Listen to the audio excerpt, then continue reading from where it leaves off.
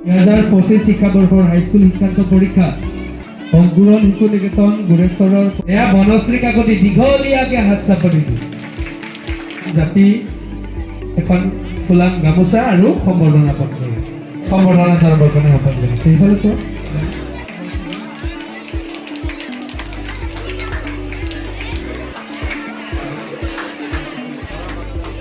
নিয়ৰ কাৰ্যী এইফালে অকণমান ঘূৰি লোৱা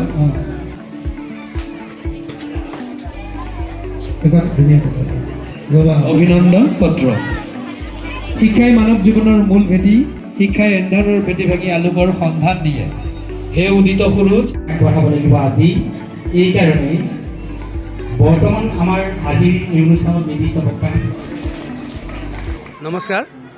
আজি আমাৰ অংকুৰণ শিশু নিকেতন গুৰেশ্বৰত কৃতি ছাত্ৰ ছাত্ৰীসকলক 2024-25 শিক্ষাবৰ্ষৰ যিসকল ছাত্ৰ ছাত্ৰীয়ে সুখ্যাতিৰে উত্তীৰ্ণ হ'ল তেওঁলোকক কৃতি ছাত্ৰ ছাত্ৰীসকলৰ সম্বৰ্ধনা অনুষ্ঠান অনুষ্ঠিত হৈ গ'ল। আৰু ইয়াতে নৱাগতসকলক যিসকলে নতুনকৈ আমাৰ বিদ্যালয়ত আহি নামভৰ্তি কৰিলে তেওঁলোককো আমি আদৰণি জনাইছোঁ। এনেকৈ আমি অনুষ্ঠানভাগি ৰাখিছোঁ। আমাৰ 2024-25 শিক্ষাবৰ্ষৰ মুঠ পৰীক্ষাৰ্থী আছিল 32 গৰাকী। 32 গৰাকীৰে 30 গৰাকী আমি ফাৰ্ষ্ট ডিভিজন আমাৰ ল'ৰা ছোৱালীয়ে পাইছে। তাৰে 6টা ডিষ্টিংশ্যন, 8টা ষ্টাৰ আৰু বাকীখিনি চিম্পল ফাৰ্ষ্ট ডিভিজন, 2জনে ছেকেণ্ড ডিভিজন পাইছে। আৰু এইখিনিতে মই বৰ আনন্দেৰে জনাব বিচাৰিছোঁ গুৰেশ্বৰ অঞ্চলত যি আমাৰ 1992 চনতে স্থাপিত হোৱা যিখন আমাৰ বিদ্যালয়, এই বিদ্যালয়ত 2014 চনৰ পৰা এতিয়ালৈকে হাইস্কুল শিক্ষান্ত পৰীক্ষাত 100% আমাৰ পাছ কৰিছে। গোটেইখিনি ল'ৰা ছোৱালী মানে সুখ্যাতিৰে পাছ কৰিছে আৰু এইটোৱে আমাৰ গৌৰৱ কঢ়িয়াই আনিছে আমাৰ গুৰেশ্বৰবাসী অঞ্চলবাসী ৰাইজলৈ।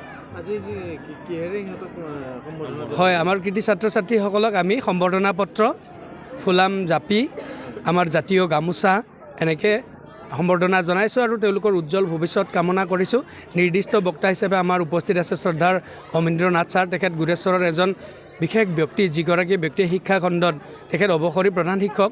গতিকে শিক্ষাৰ সামাজিক শৈক্ষিক এই দিশবিলাকত তেখেতৰ যি অৱদান আমি কেতিয়াও পাহৰিব নোৱাৰোঁ। তেখেতে আমাৰ মাজত আহি উপস্থিত হৈছে আৰু কৃতি ছাত্ৰ ছাত্ৰীসকলক তেওঁৰ হাতৰ দ্বাৰাই আমি সম্বৰ্ধনা জনাইছোঁ আৰু আশীৰ্বাদ লৈছে আমাৰ ল'ৰা ছোৱালীসকলে যাতে আহি থকা দিনবিলাকত ইয়াতকৈ ভাল ৰিজাল্ট কৰিব পাৰে সেইটো আমি কামনা কৰিছোঁ। 2014 পৰা এতিয়ালৈকে যিহেতু এজনো মানে ছাত্ৰ ছাত্ৰী আমাৰ হাইস্কুল শিক্ষান্ত পৰীক্ষাত বেয়া ৰিজাল্ট কৰা নাই, ফেইল হোৱা নাই। গতিকে সেইটো আমাৰ কাৰণে খুব আনন্দৰ বিষয়। আমি গৌৰৱ কৰা বুলি নকওঁ, আমাৰ ছাত্ৰ ছাত্ৰীসকল, অভিভাৱক অভিভাৱিকাসকল আৰু শিক্ষক শিক্ষয়িত্ৰীসকলৰ যৌথ প্ৰচেষ্টাত এই মানে আমি এনেদৰে ৰিজাল্টটো উন্নতৰ পৰা আৰু উন্নত পৰ্যায়লৈ লৈ যাবলৈ সক্ষম হৈছোঁ। আশা ৰাখিছোঁ আমি আহি থকা দিনবিলাকতো শিক্ষক, ছাত্ৰ সমাজ আৰু অভিভাৱক অভিভাৱিকা আমাৰ বিদ্যালয়ৰ সকলোৱে লগ লাগি একেলগে আগুৱাই লৈ যোৱাৰ কাৰণে চেষ্টা কৰিম। ছাৰ বাইদেউসকলে কিন্তু অশেষ কষ্ট স্বীকাৰ কৰিছে। বহু কম পইচাতে তেওঁলোকে ইয়াতে কৰ্মৰত হৈ আছে। নিজৰ কাম কাজখিনি কিন্তু পইচাৰ জোখাৰে তেওঁলোকে চোৱা নাই। আমি যাতে গুৰেশ্বৰৰ এটা ভাল পৰিৱেশ আনিব পাৰোঁ শিক্ষাৰ দিশত, বিশেষকৈ ল'ৰা ছোৱালীসকলক যাতে আমি এই পিছপৰা অঞ্চলটোৰ পৰা আৰু বহু দূৰ আগুৱাই লৈ যাব পাৰোঁ, সেইটোৱে আমাৰ আশা।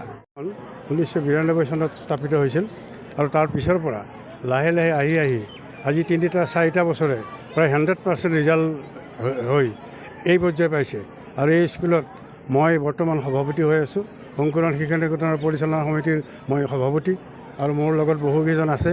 শিক্ষকবিলাকৰ ইয়াত যিটো শিক্ষাৰ যিটো মানদণ্ড সেইটো খুব উন্নত বুলি মই ভাবোঁ। মই আজি এবছৰ যিখিনি বুজি পালোঁ, ডেকা শিক্ষক প্ৰায় ছায়েন্সৰ শিক্ষক প্ৰায় 4-5জন আছে আৰু মই ভাবোঁ সেই শিক্ষকখিনিৰ কাৰণেই হয়তো এই স্কুলে বহু উন্নতি হৈছে। আৰু প্ৰধান শিক্ষক যিজন আছে ইয়াত, শিক্ষক মানে এতিয়া অধ্যক্ষ জিতেন ডেকা, তেওঁ বহুত পুৰণা শিক্ষক, তেওঁ শিক্ষাৰ বিষয়ে বহুতখিনি জানে আৰু সেইকাৰণে স্কুলখন আৰম্ভণিৰ পৰাই কিছু কথা মানে সুন্দৰ হৈ আহি আছে আৰু এতিয়ালৈ সুন্দৰ হৈ আছে। ভৱিষ্যতেও এই স্কুল খুব আগলৈ যাব বুলি মই ভগৱানৰ ওচৰত প্ৰাৰ্থনা কৰি ক'ব খুজিছোঁ।